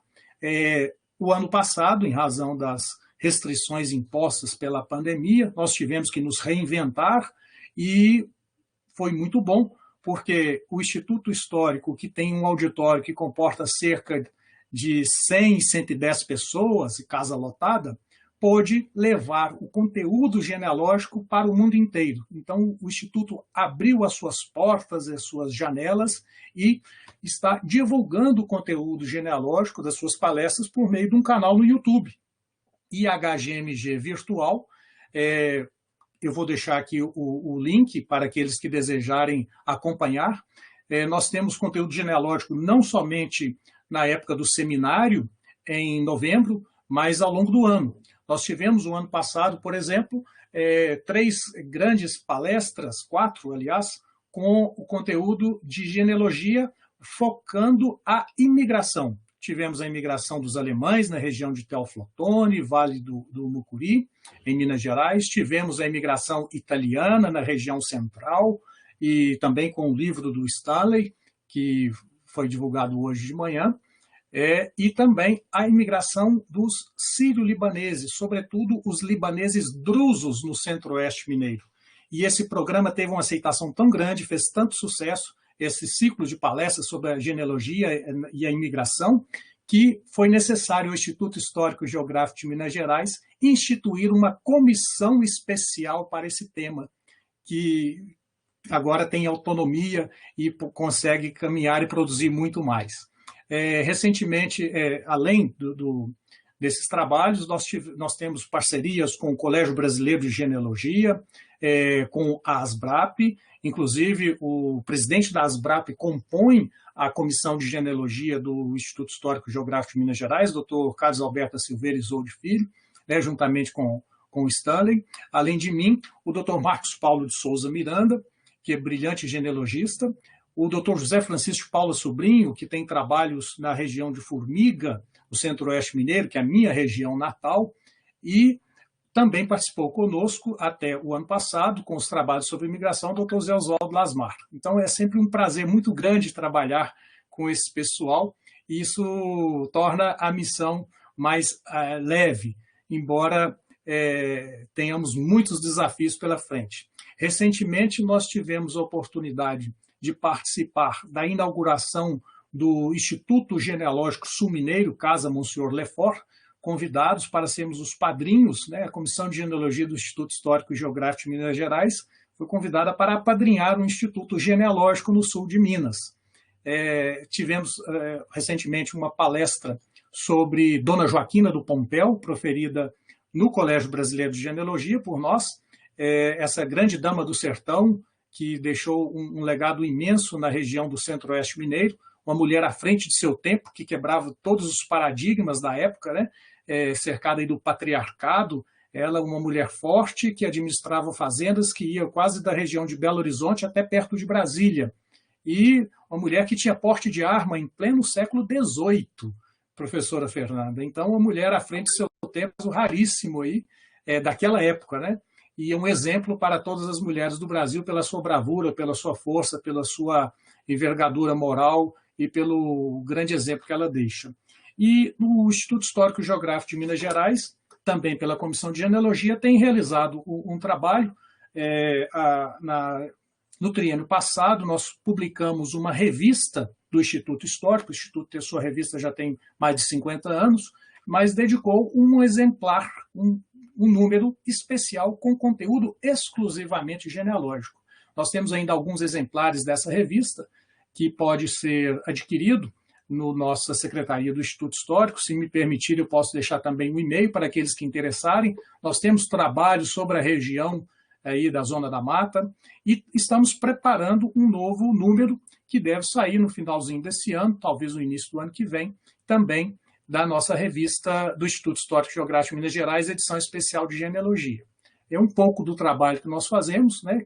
Estamos aí sempre buscando novas parcerias, no intuito de valorizar o trabalho da genealogia, reconhecer os méritos, né, o bom trabalho dos pesquisadores de história e genealogia e daqueles que preservam os arquivos, que é a nossa maior riqueza em termos de fonte genealógica, depois da memória oral, né, da tradição familiar. Porque sempre pergunto, Iácones, eu quero começar a minha árvore genealógica, como faço? Por onde começo? Comece por você mesmo, né, com a sua família, com o seu núcleo familiar mais próximo, e aí sim vai avançando. E nesse trabalho de reconhecer os grandes trabalhos genealógicos, né, os grandes feitos, publicações genealógicas e preservação de arquivos, a Comissão de Genealogia propôs e foi instituído pelo Instituto Histórico e Geográfico de Minas Gerais, e já caminha para a sua 5ª edição, uma medalha do mérito genealógico, medalha do mérito genealógico Cônego Raimundo Otávio da Trindade, que todos os anos é outorgada no reconhecimento dos grandes trabalhos e relevantes serviços prestados para a preservação da história das famílias de Minas Gerais e também para a conservação do nosso acervo documental. É um pouco do nosso trabalho e quero renovar aqui a satisfação e a alegria de estar nesse colóquio. Esperamos fortalecer esses laços e partimos para novas ações ainda mais concretas, né? E congregando esses pesquisadores de Minas Gerais, de todo o estado. E porque eu digo que a genealogia não é um mero olhar para o passado, ela presta grande serviço ao futuro. Por quê? Além de contar as gerações vindouras de onde vieram, ela ainda nos consegue nos conhecermos melhor, fortalecer a nossa identidade e fazendo assim, promovendo um sentimento de fraternidade, né? Todos somos primos, né? Se não somos folhas de um mesmo ramo, ramos de um mesmo galho, galhos de um mesmo tronco, troncos de uma mesma árvore, como diz a querida dona Cândida Corrêa Cores Carvalho, lá do Jornal de Luz, minha cidade, seremos certamente árvores de uma mesma floresta. E assim nós contribuímos para que as pessoas sejam mais felizes e nós possamos construir um mundo cada vez melhor. Então, um prazer muito grande, muito obrigado pela oportunidade, professora Fernanda, e parabéns a todos os promotores, participantes, palestrantes, e todos aqueles que estiveram aqui esses 3 dias. Um grande abraço a todos vocês. Obrigada, Iácones. Prazer é nosso em recebê-lo aqui. Nós, inclusive, precisamos depois conversar, inclusive a UFV também já se manifestou, para que a gente registre a nossa parceria dentro do projeto de extensão. A Pró-Reitoria de Extensão da UFJF, quando a gente apresenta os projetos de extensão, que são renovados a cada ano, um dos nossos, do Origens e Horizontes, vai ser renovado agora, ela pede o registro dos parceiros, né? E aí tem uma folha que a gente encaminha junto com os projetos para indicar quem são os nossos parceiros e formalizar essa atuação. Eu vou estar encaminhando para o senhor depois e também para o Carlos Isolde, representante da ASBRAP, né? Para a gente estender a participação no evento, para também uma parceria nos projetos. A mesma coisa com relação ao UFV e outras instituições que têm interesse em ser parceiras do Origens e Horizontes. Bom, agora a gente vai abrir para perguntas. Gostaria de saber se alguém tem alguma manifestação, chamar também José Aristides para voltar a abrir a câmera, e a Edinanda também, né, por favor. Alguém que esteja ouvindo, gostaria de apresentar alguma questão, alguma pergunta? Não temos nenhum questionamento aberto. Pelo que eu acompanhei do chat, não havia nenhuma questão colocada, né? Sim, estou verificando aqui novamente. Bom, não tem. Então, eu vou fazer uma, que eu não consigo me conter, né? A curiosidade é tamanha. Eu vi aqui algumas movimentações do José Araújo com o José Aristides, né? Edinanda, com a Clara, e isso mostra um pouco como é necessário, né? Essas reuniões, esses eventos, e como é importante a gente socializar contatos e redes, né? E a genealogia tem muito a nos ensinar com relação a isso. Bom, eu queria perguntar, Edinanda, assim, a gente tem pouco tempo, mas se você puder esclarecer de forma rápida, se o seu recorte, né, da dissertação de mestrado, se ela traz, por exemplo, a discussão sobre a ancestralidade no território, né, como um elemento de acesso a direitos. Se em algum momento, estou falando isso, mas por causa do nosso interesse, né, no recorte da questão do acesso a direitos com relação aos descendentes, já que a ancestralidade mostra, a partir do seu relato, que o fato de ter a ancestralidade judaica era um elemento que impedia o acesso a determinados direitos, inclusive a existência, né, em certos momentos. E, José, eu vi que você e José Araújo estavam conversando a respeito dos acervos, né? Eu me lembrei que quando eu estive em Vermelho Velho, verifiquei que boa parte desse acervo tinha sido perdido ou destruído ou estava em más condições de armazenamento. Inclusive, comentei sobre a questão do scanner, o scanner de mão, recomendei a eles. Eu vi bastante interesse do padre que lá se encontrava na época e da secretária, inclusive, em digitalizar esse acervo. Coisa que não aconteceu, por exemplo, também em Vermelho Novo, né? Houve muita perda do material, mas não é um caso isolado. Na verdade, isso ocorre com muita frequência, né? Nos acervos que a gente tenta consultar, nem todos estão abertos à consulta. Eu queria saber de você a respeito da sua experiência, já que você também é professor no seminário, então você comentou sobre essa questão da facilidade também de acesso a registros eclesiásticos por causa desse credenciamento, vamos dizer assim, né? E como é que você vê hoje a Igreja Católica, lógico, né, porque tem outros registros, lidando com esse acervo, se você acha que teve uma mudança de mentalidade, encaminhamento, ou se não, continua a orientação por cada paróquia, cada padre responsável, se o bispado tem interferido nisso. É essa a questão. Posso iniciar? Professora Fernanda, eu acredito que o fato de conhecermos a nossa história, a nossa origem, né, quem foram nossos antepassados, o direito de você saber como se deu, né, esse processo, por que ele foi obscurecido, silenciado, distorcido. O fato da distorção ocorrer isso já é mais do que motivo suficiente para ser descortinado, né? Para que seja, de certa forma, abertas as cortinas disso que foi colocado para debaixo do tapete. Né? Não pode jamais ser silenciado, até porque corre o risco de voltar, né? Da história se repetir, lógico, com outra roupagem, mais sofisticada, aperfeiçoada, não sei. A gente, ao longo da história, ao estudar, a gente percebe que as atrocidades, elas voltam. Né? O fato de nós estarmos seguindo adiante não necessariamente quer dizer que haja uma evolução, né? Um progresso. E a história, ela prova isso. Né? Século XXI, coisas absurdas, né? Que há 2 anos atrás, 3, a gente sequer imaginava ocorrer. Né? E a gente vê coisas se reproduzirem e que são inadmissíveis até que ocorrem. Então, eu acho que o direito a saber, né, ele é magnânimo. Para mim, é muito válido.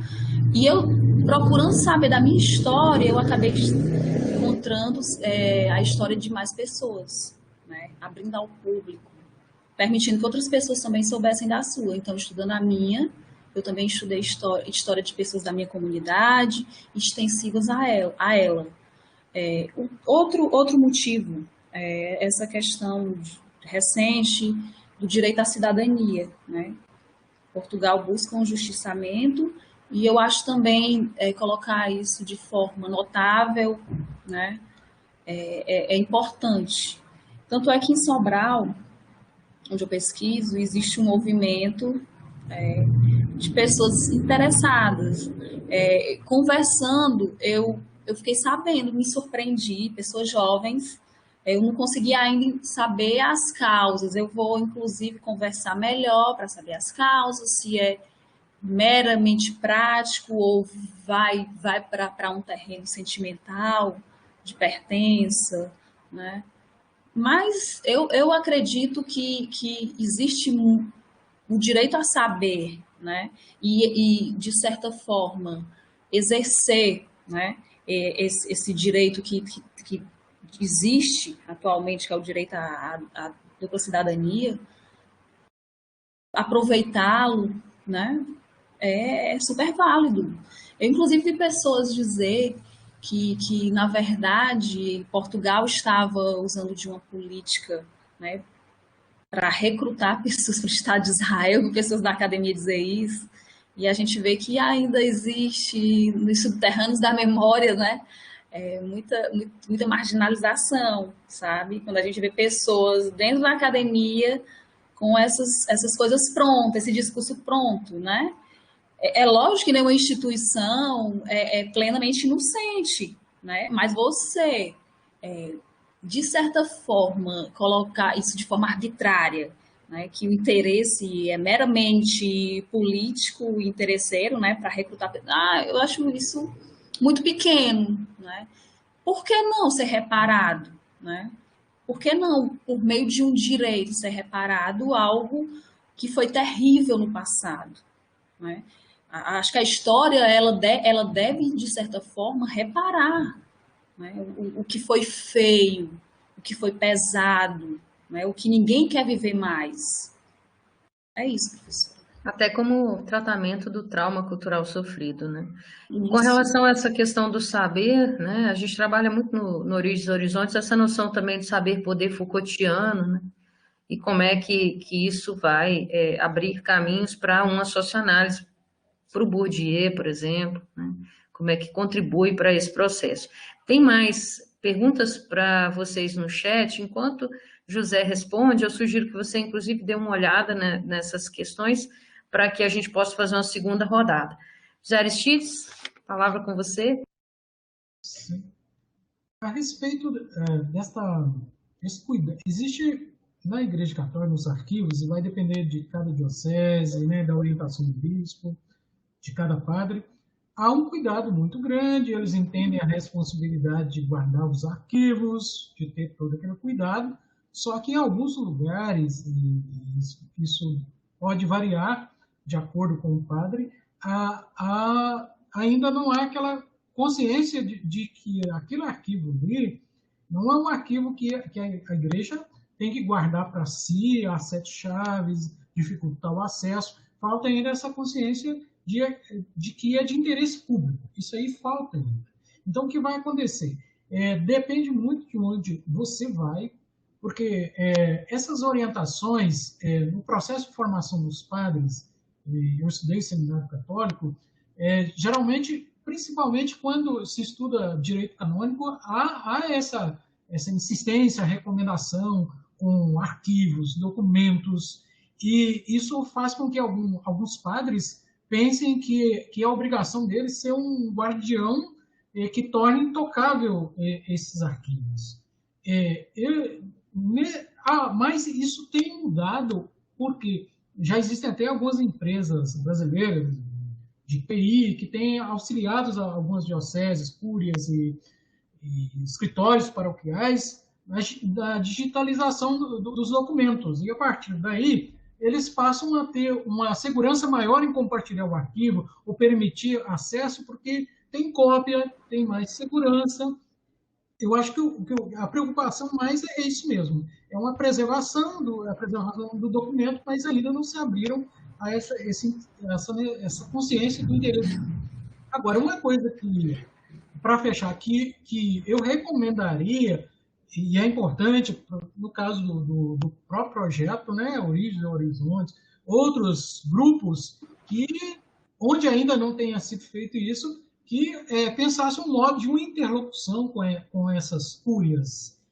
Talvez será uma espécie de uma carta, um manifesto conjunto de genealogistas e pesquisadores, para que começasse a sensibilizar e, sei lá, pensar numa forma de credencial que a igreja reconhecesse as paróquias todas, para não depender da boa vontade do padre, porque eu tive acesso a muitos arquivos por causa que o padre me conhecia, eu tinha confiança, mas não pode funcionar assim quando é algo de interesse público, não pode ser de acordo com a cara do cidadão, né? Então, a minha sugestão é isso, talvez pensar essa forma de interlocução. Ok. Quanto às perguntas, eu vi que Edinanda já respondeu, né, que não entrou com o processo de cidadania, que foi a pergunta que a Clara fez. Nós temos outras perguntas também, não sei se vocês chegaram a tomar conhecimento. A Simone diz o seguinte: sugiro que haja uma plataforma que possa congregar os interessados em pesquisas genealógicas de uma determinada região, seria uma oportunidade de reunir esforços. Pelo que eu saiba, Simone, tem vários grupos de Facebook, né? Tem de WhatsApp também. Eu não sei se existe um aplicativo específico, talvez se fosse o momento aí de pessoas no chat colocarem essas indicações também. A gente também tem o Instagram, né, como uma plataforma. Então, no caso do projeto Origens e Horizontes, nós reunimos ali publicações, mas não pessoas, né, não é uma comunidade de pessoas.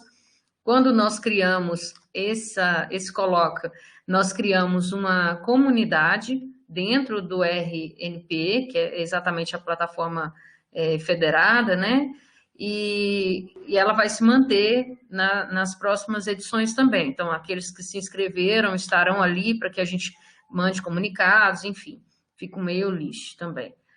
A Caliane também comenta a respeito, né, com relação ao repositório de arquivos por região e contatos, talvez disponibilizados no blog. Caliane, a gente tem feito esse esforço, na transcrição temos publicado os livros transcritos no blog, inventários que a gente pesquisa ou que são compartilhados por outros, para dar notícia, porque aí, ao pesquisar, você consegue localizar, né, que é muito mais fácil do que quando não está inventariado, não está sistematizado. No Instagram, a gente publica sobre recomendações de blogs, sites, livros, eventos, né? Então, mandem para a gente no e-mail do Projeto de Origens e Horizontes, que a gente faz a publicação lá. Isso é muito importante, de fato. A Lucimar Vizende está perguntando sobre os descendentes de moradores de São Francisco do Vermelho, que foram para outros locais de Minas, inclusive para a Zona da Mata. Gostaria que você falasse um pouco mais sobre isso. E a Heloísa também faz uma manifestação falando sobre as pesquisas dela na Zona da Mata, Muriaé e Manhuaçu, e sobre os deslocamentos dessas famílias, né, a partir de 1800. Que bom, Heloísa, que você pôde participar conosco. A Clara está falando sobre o grupo do Facebook de judeus sefarditas também, fica aí a dica. José, você pode comentar a respeito da pergunta da Lucimar? Sim.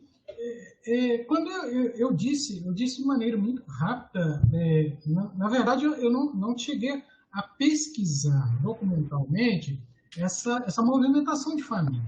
O que eu disse é que o surgimento da freguesia do São Francisco do Vermelho foi motivado por uma passagem ali, para quem conhece, né, de Raul Soares de Ponte Nova para Caratinga.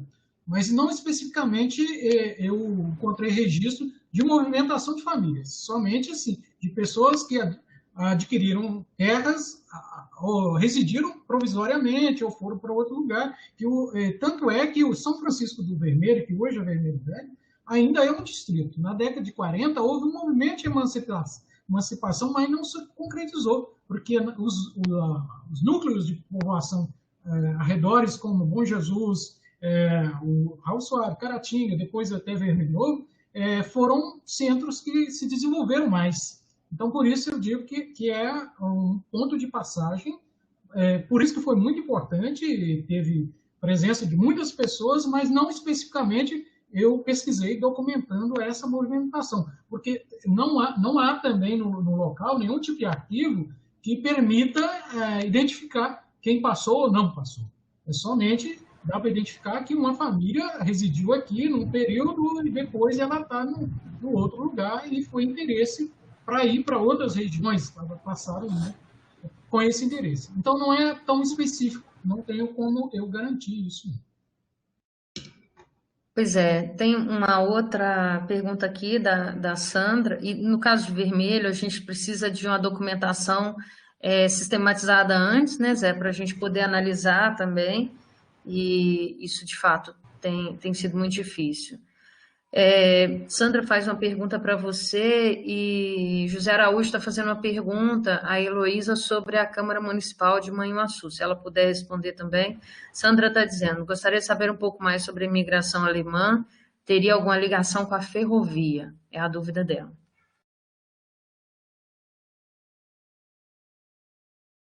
Não sou eu? Não tem ligação com a ferrovia. Em Vermelho Velho,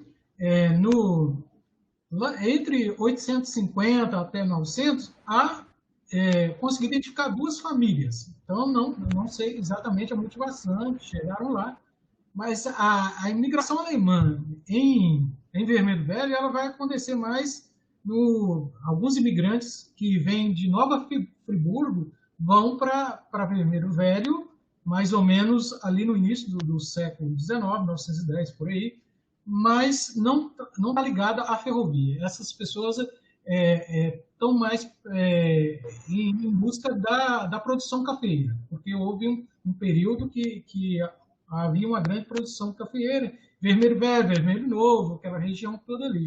Então é mais isso. Tanto é que as origens da igreja presbiteriana, o conflito religioso que eu disse que houve lá, tudo com essas famílias alemãs. Essas famílias alemãs de Nova Friburgo, elas eram originalmente luteranas, mas elas vão para Vermelho Velho e todas elas vão ser da igreja presbiteriana, que começa o presbiterianismo. Parece que perguntou também no caso específico de Conceição de Ipanema. Aí é outra cidade, não tem ferrovia. Conceição de Ipanema é um movimento parecido ali com o Espírito Santo, com Manhumirim. Essas pessoas vieram em busca de terra, porque Conceição de Ipanema foi um dos últimos municípios na região na divisa, ali, Minas e Espírito Santo, a ter as suas terras divididas, e essas pessoas tiveram essa oportunidade. O período é o mesmo, só que os de Conceição de Ipanema, eles vêm de Mar de Espanha, E os de Vermelho Velho é de Nova Friburgo. Algumas famílias passaram, tanto num caso quanto no outro, passaram por Mayumi também. Então, é um movimento de dois lugares. Então, são situações distintas.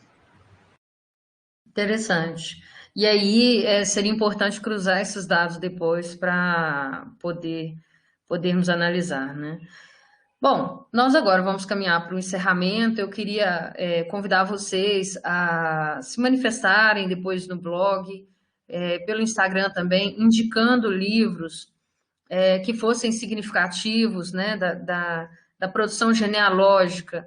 Esses livros geralmente são publicados não por editoras que fazem uma distribuição ampliada, mas sim locais, o que dificulta a identificação, e aí a gente perde o registro que é feito por esses genealogistas. Às vezes fica uma publicação de família apenas. A gente tem o interesse no projeto em resgatar a contribuição desses genealogistas, principalmente interiorizados, né, em que aí é mais difícil ainda, e publicizar essas obras. Por isso, todas as obras que vocês puderem recomendar, nós agradeceríamos no projeto.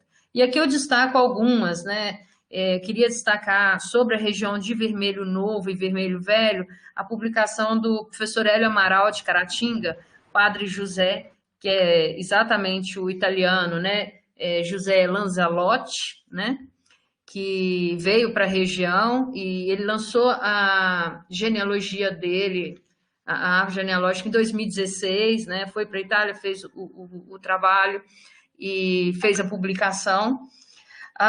Temos também um livro que a gente falou aqui agora sobre a pesquisa do Zé, né?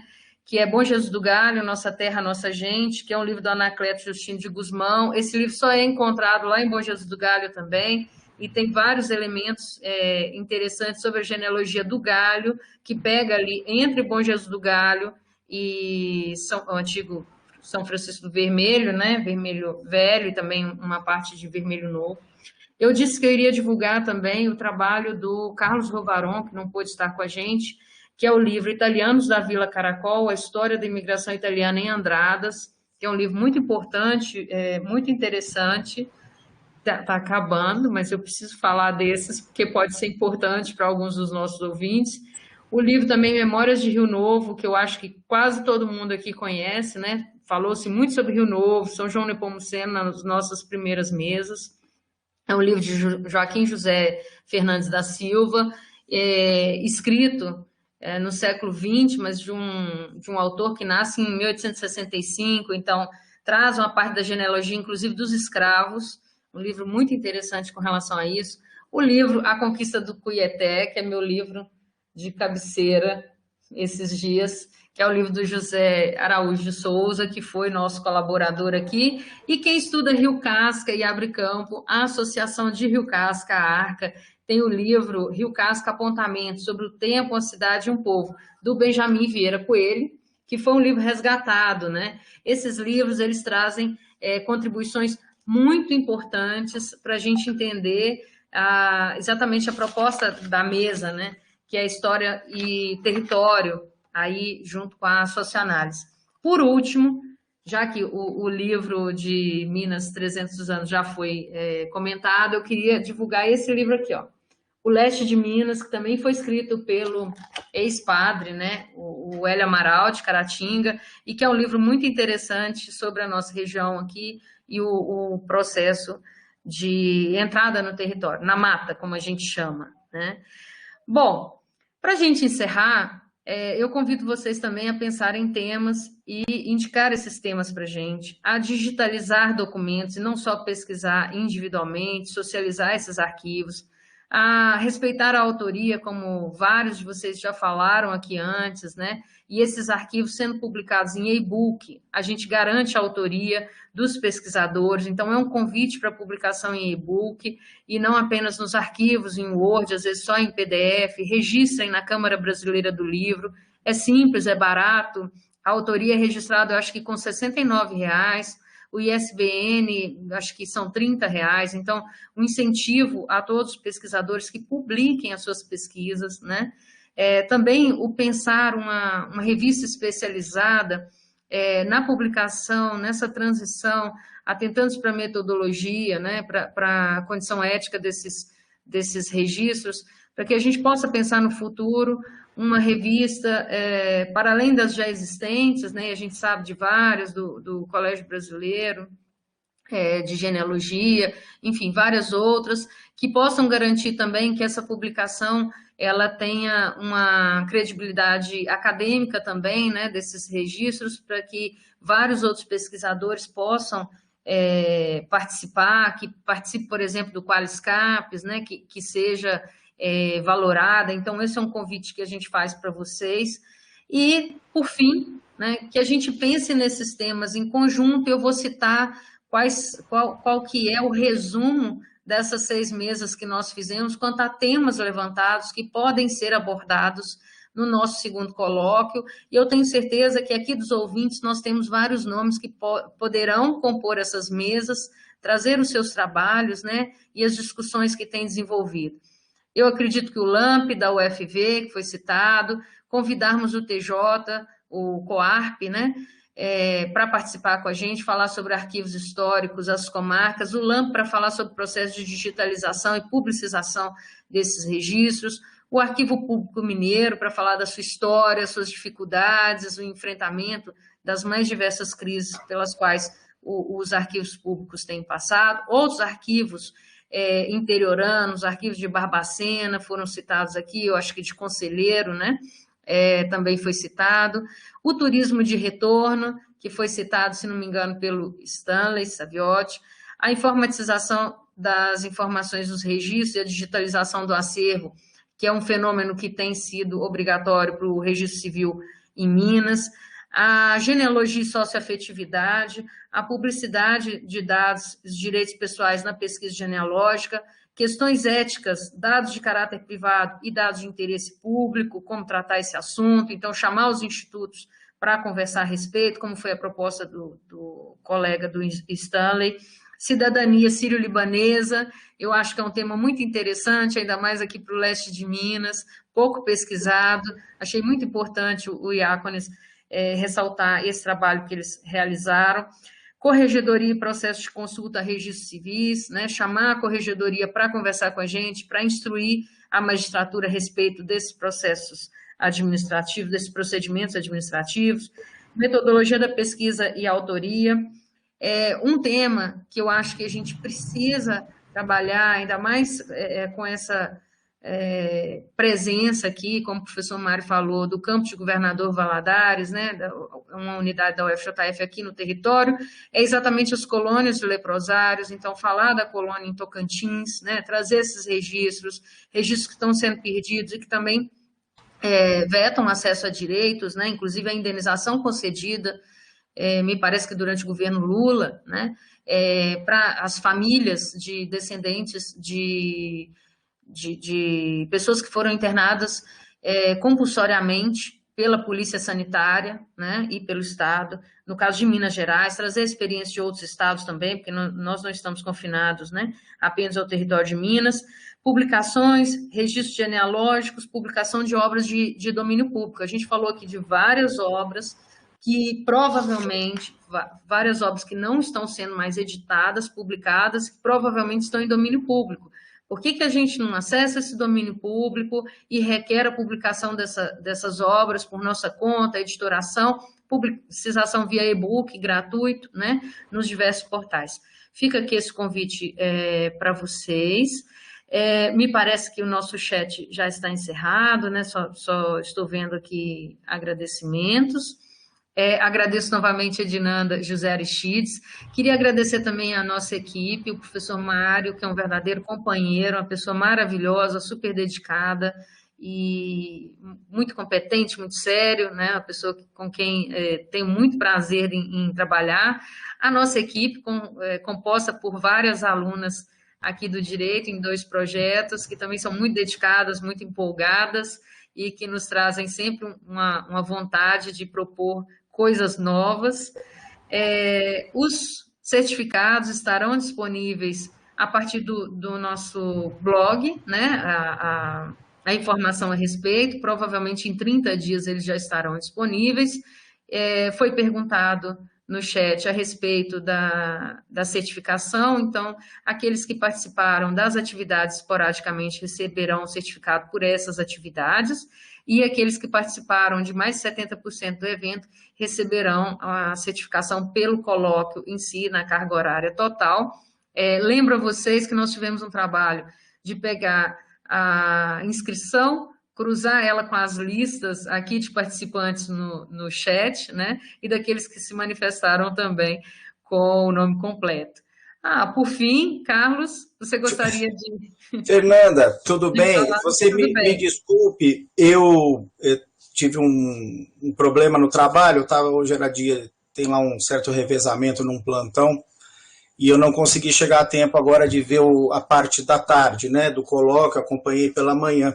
Então, eu quero deixar aqui brevemente parabéns aí pela iniciativa, realmente são temas novos, né, essa questão da genealogia com direitos, né, isso foi realmente um foco inusitado, né, para quem está acostumado a lidar com genealogia, né, foi realmente uma coisa inédita aí, né, então eu parabenizo a todos vocês, todos os organizadores. Também tivemos a participação aí do Marco Polo e do Stanley, né, que são nossos associados, então parabéns a eles aí que participaram, e peço desculpa aí por esse atraso em entrar agora na parte da tarde do colóquio, viu?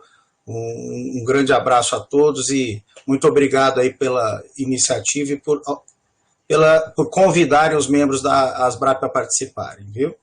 Prazer foi nosso em recebê-los. Que Okay. bom que você conseguiu chegar a tempo, é isso que importa.